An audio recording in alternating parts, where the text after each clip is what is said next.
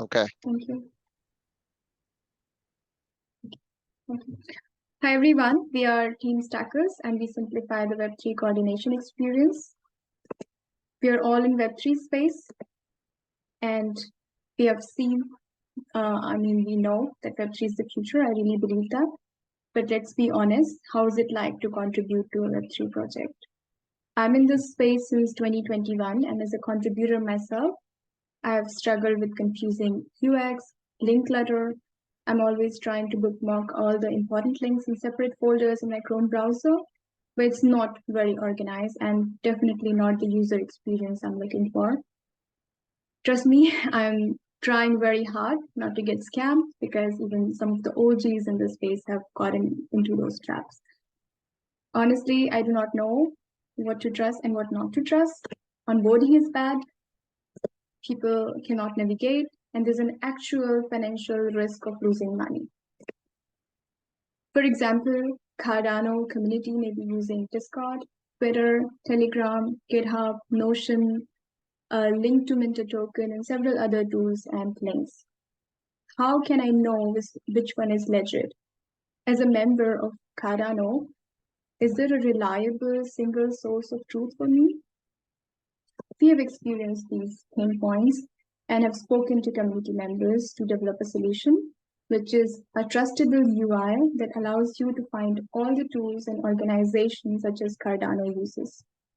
So Stackles is a trusted portal to find all the tools that you need, and you can safely click on the links. It's like Linktree for DAOs. So as a member of RNDAO, I can access RNDAO space on my Stackles Chrome plugin and see all the relevant links that RNDAO uses. I know that I can trust it because it's in Stackles. It is a single source of truth for the RNDAO members. We are a part of RNDAO. And this is us. We have the right skills and knowledge and, of course, the mentorship to deliver a great solution to the Cardano community. Thanks a lot for joining. And yeah, we definitely need your support. We have applied under the F10 DAOs Love Cardano track. Please vote for us, please support us, and I'm here to answer any of your questions. Thank you very much. Thank interesting for the presentation. Now it's time for Q&A. Hi, Rafael. Yes, Rafael. Hello, I have a quick question. Why would, for example, use Stackles would be more safe than, for example, using Discord or other management platforms? What kind of security measures do you have?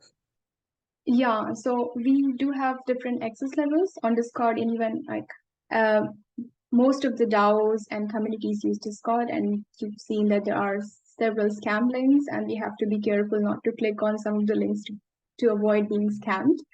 But if an organization using Stackles, there are several access levels, also whitelisting. So you know that the person who has posted the link is authorized to do it, and you can trust it. A member not authorized to post a link cannot post it. That's how you make sure that only the legit links are there and scam links are not there. And it's a safe space for members.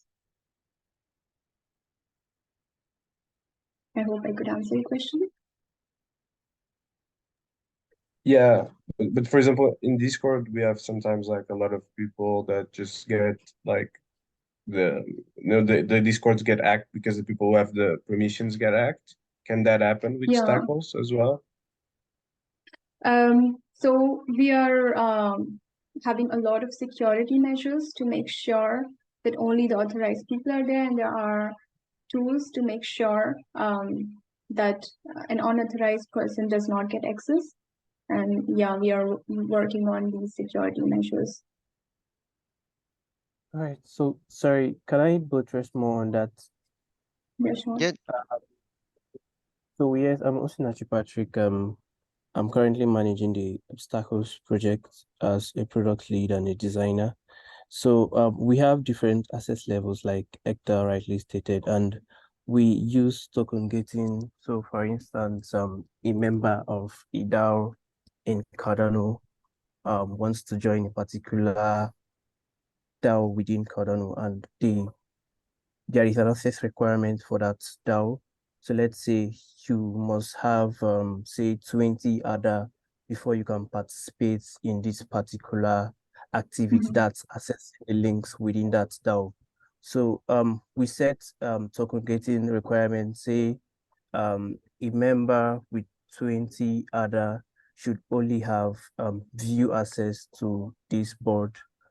A member with say 10,000 other and a particular whitelist feature should meet up to this requirement, and then they would have access to edit and upload more links to this Stackles dashboard. So each organizations they can be able to impute their own custom access requirements, and they will just share the link. So if as a member you don't meet the requirements, you don't have access to the dashboard. Thank Oshinachi for your explanation. We hope that it will address the question. We still have one more question from Ling. The question is how to avoid or mitigate cyber attack. Okay, so mitigating cyber attack is something we are fixing from both the front end and the back end of the app. So we are not just token gating from the front end only, because basically some persons work on token gating features using just ABIs, just interacting with the ABI from the front end. So they don't kind of implement any token gating measures in the back end. So considering some of these bad players that may want to take advantage of the back end and serve the content of the back end to any front end they want. So we are token gating the front end and also extending the security measures to the back end too. So if say you are maybe a pen tester that wants to just test if the system is vulnerable before they will try to attack, like you would have to sign a contract that would be sent through either the token gating requirement that has been set by the organization. So if you don't have if you don't meet the requirements to sign that contract, that will be sent to maybe your MetaMask, or I know Cardano does not use MetaMask. Basically, it can be Phantom or any of the other wallets that are compatible with the Cardano blockchain. So you have to sign this particular message before you can actually gain access to do anything on the back end. And it's not an open source. Our backend code is not an open source solution yet.